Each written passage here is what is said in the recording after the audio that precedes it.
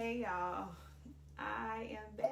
I know it's been a long time. It's been a long time, but life just got very heavy, y'all, and it was getting the best of me for a moment. But I am back, and today I want to talk about where I've been, what God has been doing in my life during the season, and a few scriptures that have carried me through some really, really heavy moments over the last few months. So, welcome back to the channel. If you're new here, my name is Royana. I am a mom of three, a theology student now, and a woman who is learning in real time what it actually means to follow Jesus in everyday life. This space is going to be a mix of conversations about scripture, faith, life, and discipleship. Sometimes it'll feel like a podcast or a Bible study or just like two friends having an honest conversation, but my heart is that everything here will point back to Christ.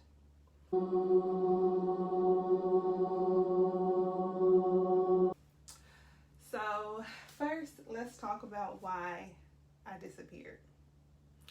I had to step back for a season. There wasn't anything necessarily wrong, but I just needed to sit with the Lord and really ask Him, what exactly are you calling me to do right now? One thing you learn very quickly when you start walking seriously with God is that not every opportunity is an assignment. And if you're not careful, you spend so much time doing things for God that you stop spending time with God. And that's where I was. I found myself grieving the intimacy that I used to have with Him because I had become so focused on the assignment, if that makes sense. And I just really, really missed abiding in Him. So I needed to take some time and just get loved on by the Lord. So, life updates. A lot has changed since my last video. I think the last video I did was one of the What Woman Are You videos. A lot has happened. So, I am now in the Associate Ministers program at my church.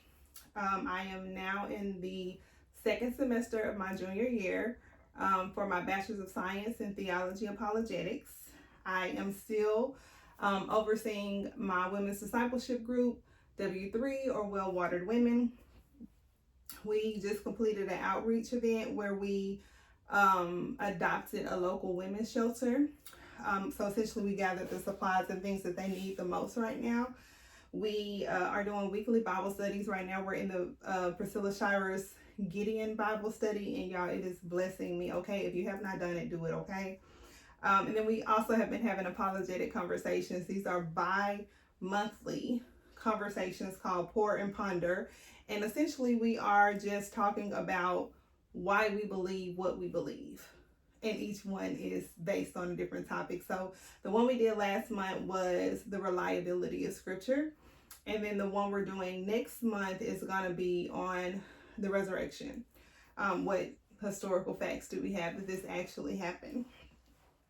So yeah, on top of being a mom, still running a business. So life has been beautiful and exciting, but it has been overwhelming. It has been extremely overwhelming, and I found myself in a season where I was wrestling with stepping out on things that I felt like were bigger than me. So ministry, teaching, leading, all those things. It was heavy. It was just heavy. It's the only way I can explain it. And wanting to make sure that this was not something I was pursuing out of my own desire and that I was still remaining in God's will. So I really just had to take some time, sit down somewhere,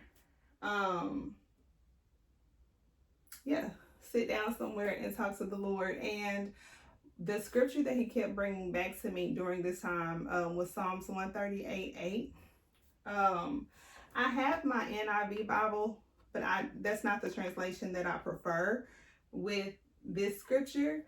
So, and I don't know which translation this is, y'all. I think it's CSB, if I'm not mistaken. But the scripture is, the Lord will perfect the things that concerns me. Your mercy, O Lord, endures forever. Forsake not the work of thine own hands. We're going to break it down just a little bit so you can see how that kind of spoke to me during this season. And hopefully it can be a scripture that you can anchor yourself on if you are in a similar season or find yourself in a season. So the first part, I like to, when it's a longer scripture like that, I like to break it down into 3 or 4 sections. So the first part, the Lord will perfect the things that concerns me. That is a promise from the Lord. Okay, it is a promise that he will continue and complete the things that he already has planned for you in your life. It's not dependent on how good we are or how much we do or what's going in the world or what's going on in the world. It's just dependent on who God is. Okay, so it's not rooted in what's happening. It's rooted in who God is. So then the second part of that scripture, your mercy, O Lord, endures forever. This is speaking to God's character. It is essentially saying that his love is not emotional or temporary or based on our performance. It is a steady covenant love, okay? So that's why we can actually trust the promise that was said right before that line, because his mercy does not run out. So since his mercy does not run out, we can trust that he will bring to fruition the things that he has promised or declared over our lives, okay? The third part of that scripture is, forsake not the work of thine own hands. This is a reminder for us that God doesn't abandon the things that he has personally created. He is not a man that he should lie. He does not change his mind. He does not make a promise that he does not fulfill. His word does not come back void. We have all these scriptures that show us that God is a God of truth and he is a God that stands on what he says, okay? So in this season, as I kind of just sat with this scripture,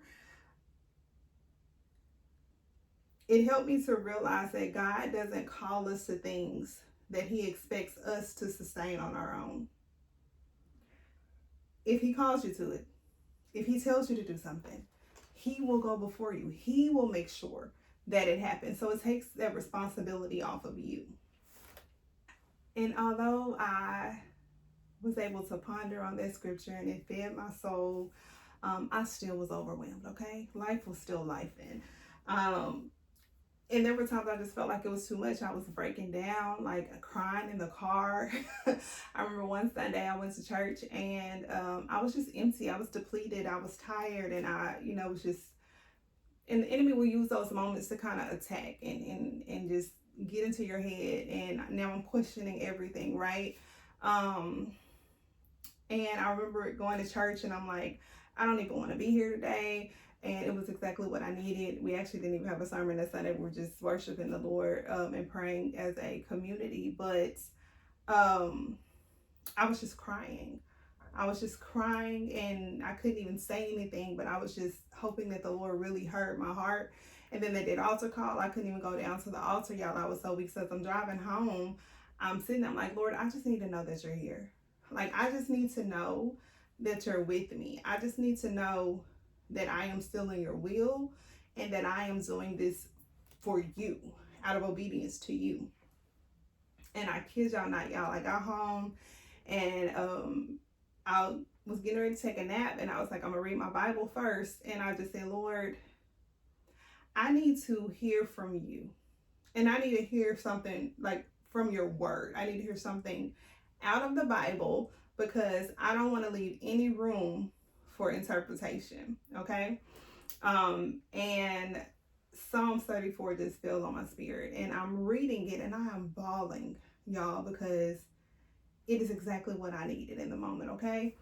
I'm only gonna read one scripture out of it, but I want y'all to go back and just read that entire chapter, Psalms 34. It is something that I read every morning now to just remind myself of who God is and what he feels about me and all the things. So Psalms 34, y'all, but specifically Psalms 34:18 says,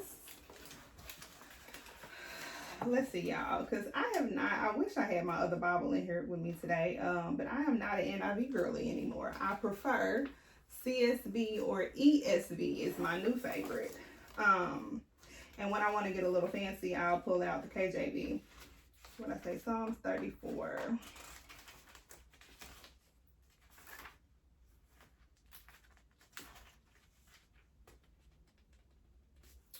The Lord is close to the brokenhearted and saves those who are crushed in spirit.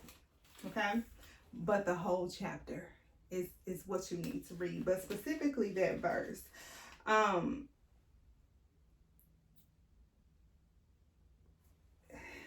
me, it kind of explains how God cares about even the small things. So like for me, crying out to the Lord and saying, Lord, I just need to be able to hear something in your word. I just need to know that you're still with me. Something that small. He is intentional about walking with us throughout the entire process, like the doubt, the confidence, all that, the entire process. And that scripture specifically is really showing us that our brokenness is what draws him to us. The fact that we are hurting draws him to us. He truly is a loving father. So the same way you can look at your child and see them hurt and in pain, and the parental instinct in you wants to help this child, that is how the Lord is looking at us. So for that moment, for me, it just really resonated with my heart. Like I said, it's something that I read every morning now. I highly recommend Psalms 34 as being like one of those life scriptures. But yeah, that is it for that part. I'm trying to go through my notes to stay on track. Okay, now also, another thing that I was struggling with, and I do mean struggling, okay, is I was wrestling with the fact that the Lord called me. Now, those around me, this was not news to them. They were not surprised. I, however, had been telling people that, hey, I'm just, called to ministry, something light, just a little Bible study here or there, I'll talk to my clients about Jesus, but nothing serious, nothing with a real responsibility, right? And the more I was obedient to what the Lord was telling me to do, the more I actually saw what he was calling me into. And I was wrestling with it, okay? What you mean, Lord, what do you mean you want me to preach? What? And I went back and forth, and my mentor was not surprised. My friends were not surprised, but I was. That being said, he led me to the book of Jeremiah, y'all. Let me tell y'all something. Jeremiah is one of my favorite prophets right now. But specifically, I went to his chapter. I can't remember it right now, but it was the segment of him being called to preach. And it starts off like, God, you tricked me. And I read it and I said, hey, twin, because I'm with you when you write Jeremiah, because he is still out here doing the same thing today. Because he tricked me as well. Okay? So I'm really reading and researching Jeremiah. Like I am stuck. The Lord has me stuck in this book. And it is the longest book in the Bible, word count wise, y'all. So it's a lot. It's a lot, but it is so good. It is so good. But the overall message in that book for me at the moment was the feeling of being inadequate, or the feeling of wrestling with the Lord doesn't disqualify me from a call being on my life. And I think sometimes as Christians, we tend to believe that, like, if I'm not just, because that's what we see. We just see people out here being confident in the call, and we never see the struggle behind it. So it'll kind of make you feel like when you're called and you are struggling and doubting and wanting confirmation, that it means that, oh, I'm less faithful, or maybe this isn't what the Lord called me to. But Jeremiah really shows us like what it looks like to really wrestle with something that the Lord is calling you to do, but still being obedient to him. So Jeremiah 1, 7 through 8. And y'all, when I say Jeremiah had me, read it. But he did not want to do this. He was literally giving the Lord excuses. He's like, Lord, I'm too young. I can't speak. And the Lord did not care. Okay? He did not. What did I say? Jeremiah 1, 7 through 8.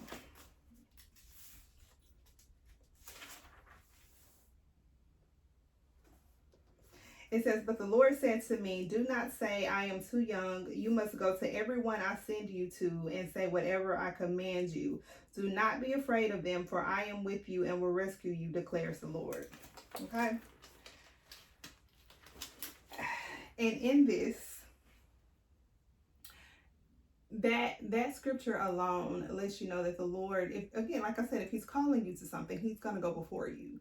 So the fear that comes with being called, Lord, are they going to accept me? Is this something that you really want me to do? Like, am I going to say the right things? Lord, I don't want to mess up my witness. I don't want to make anybody else's journey, problematic or whatever. But if you are truly called by God, he will give you these things. Like, he will give you the words to say. He will lead you to the scriptures to research. Now, you still have to do your due diligence, okay? Like, still be faithful.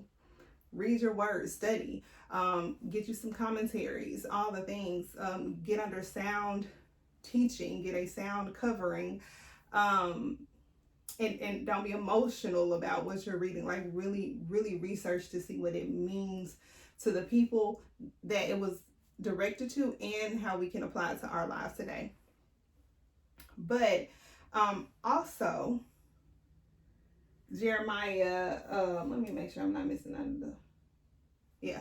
So that was pretty much it. I mean, it's more, because like I said, the book is long, but it was, for the most part, it showed me that it was okay to wrestle with the Lord. It showed me that it was okay to have questions, to doubt not necessarily doubt him, but to doubt myself and my ability to do the things that he's asking me to do. Which brings me to the next point of, he had to teach me to let things go. Okay, I had to release the outcome. Because honestly, like, when you get called and you're excited, you're like, okay, Lord, you have my yes, I'm in. Whatever you want me to do, I got you.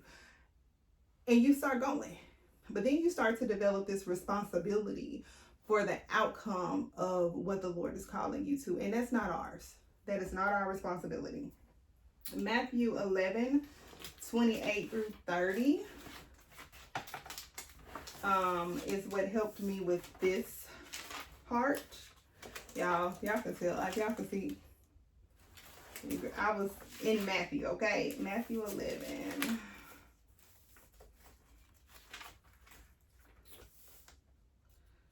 (28 through 30) says, come to me, all you who are weary and burdened, and I will give you rest. Take my yoke upon you and learn from me, for I am gentle and humble in heart, and you will find rest for your soul. For my yoke is easy and my burden is light. Okay? That was my prayer. Every time I felt like something was too heavy, every time I felt like I couldn't do something, I was just like, here, God, take this. Here, God, take this. Here, God, take this, okay? And it just kind of became my mantra, for lack of better words,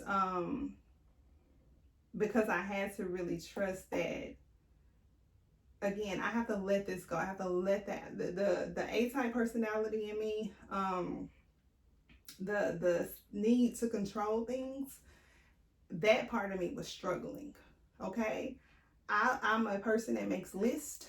I like to know what we're doing, when we're doing it, where we're doing it at, different scenarios, all the things. So I like to plan things out. So being called and used by the Lord, it puts you in a position, because sometimes he only gives you like one step at a time, and you won't get another instruction until you do what he's telling you to do right then.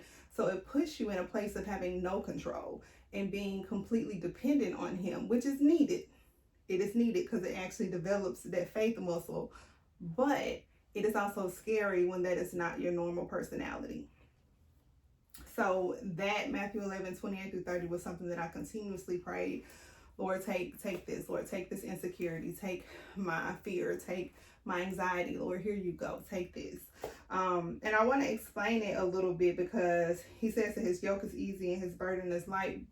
And the yoke that he is referring to is actually a farming tool that they used to use back in the day, and it would connect two animals so they can share the weight of whatever was being pulled. So essentially in this, Jesus is telling us that you are not even supposed to carry the weight of your calling on your own. You're not supposed to carry the weight of your marriage on your own. You're not supposed to carry the weight of motherhood on your own. You're not supposed to carry the weight of anything in this world on your own. I am here to help you. I am here to help you get through. My burden, my yoke is easy and my burden is light. So he's telling us, hey, give it to me. Give it to me. So for me in that season, it was, okay, you're asking for it. Here you go. Here you go. Here you go, God, take this. So essentially, I kept just saying, okay, God, I'll be obedient every step, whether I wanted to or not, whether I had a desire to, because sometimes I think we confuse a desire to do something with still being obedient, because I cannot really want to do this, but I know you're telling me to do it, so I am. So I just started saying, okay, God, I'll be obedient, but the rest of this is on you. I'm not going to stress myself out, worried about what's coming from this, because one way or the other, you're gonna make it happen. So yeah, that is that part. Let's see what else I want to talk to y'all about. Okay, y'all, so that actually brings us to why I'm relaunching the channel. I just started to feel peace about relaunching it. I switched my mindset to no longer trying to control how everything turns out, and I'm just gonna show up in obedience. It's really that simple. So what y'all can expect from the channel going forward, this space will be a mix of things. Okay, some videos will feel like a podcast conversation, some will be Bible studies, some will be life moments. Now, I'm not promising daily vlogs, because every time I try to vlog, I record one clip in the morning and then forget the camera the rest of the day, and I'm just not good at that. But I do want y'all to see the journey, so I am going to try to include some of those. And just some words of encouragement to leave you with today. In this journey, no matter what God is calling you to, the truth is we never really arrive. We grow, we struggle, we learn, but we keep moving forward. Okay, so I just want y'all to hold on to that if you're in this same space. And if you've been here since the beginning and you're still here after my little disappearing act, I want to say thank you. And if you're new here, welcome. Okay, make sure y'all subscribe, because we have some really good conversation. Make sure y'all subscribe, because we have some really good conversations coming. And until the next video, stay rooted in the word, stay honest with God, and keep growing, y'all.